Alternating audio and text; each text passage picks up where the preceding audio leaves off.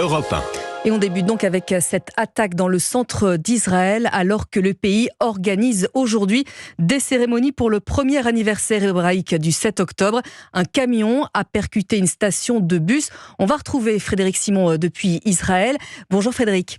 Bonjour Lénaïque, bonjour à tous. Les autorités parlent d'attentat à la voiture bélier. Il y a de nombreux blessés. Que s'est-il passé ce matin ?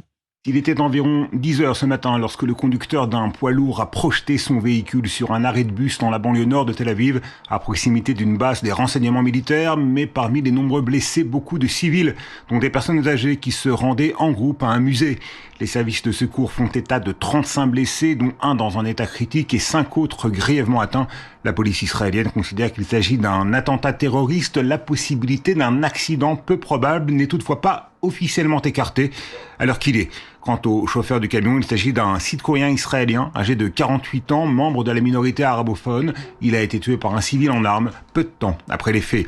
Le terrorisme a donc frappé en plein cœur d'Israël le jour même où le pays est officiellement en deuil. La date d'aujourd'hui correspond dans le calendrier hébraïque au premier anniversaire des massacres commis par le Hamas le 7 octobre 2023. Merci Frédéric Simon, correspondant d'Europe 1 en Israël.